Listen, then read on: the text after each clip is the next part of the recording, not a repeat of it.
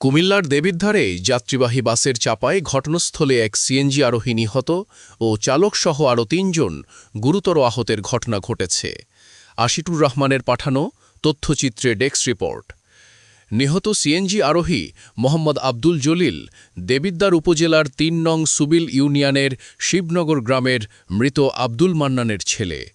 শুক্রবার ২৭ মার্চ দুপুরে কুমিল্লা সিলেট আঞ্চলিক মহাসড়কের দেবিদ্বার উপজেলার জাফরগঞ্জ ইউনিয়নের কালিকাপুর বাস স্ট্যান্ড সংলগ্নে পুলিশ ও স্থানীয়রা জানান, কুমিল্লা থেকে ব্রাহ্মণবাড়িয়াগামী একটি যাত্রীবাহী নিউ সুগন্ধা পরিবহন কোম্পানিগঞ্জ থেকে ময়নামতিগামী একটি যাত্রীবাহী সিএনজিকে চাপা দিলে ঘটনাস্থলেই সিএনজি আরোহী জলিল নিহত ও চালকসহ ৩ জন মারাত্মক আহত হন।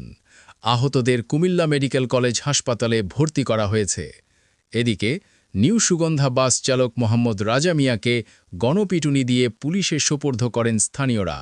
বাস চালক মোহাম্মদ রাজা মিয়া হবিগঞ্জ সদর উপজেলার মোহনপুর গ্রামের আব্দুল মতিনের ছেলে। এ বিষয়ে মিরপুর হাইওয়ে পুলিশের উপপরিদর্শক এসআই আনিসুর রহমান জানান, নিহত বৃদ্ধ এবং সিএনজি চালকের পরিচয় পাওয়া গেলেও আহত অপর দুজনের পরিচয় এখনও পাওয়া যায়নি। আহতদের কুমিল্লা মেডিকেল কলেজ হাসপাতালে পাঠানো হয়েছে। লাশ থানায় নিয়ে আসা হয়েছে। দুর্ঘটনায় কবলিত বাস ও সিএনজি পুলিশ হেফাজতে রাখা হয়েছে। গণপিটুনিতে আহত বাস চালককে স্বাস্থ্য কমপ্লেক্সে এনে চিকিৎসা সেবা দেয়া হয়েছে। এ ঘটনায় মামলা প্রক্রিয়াধীন।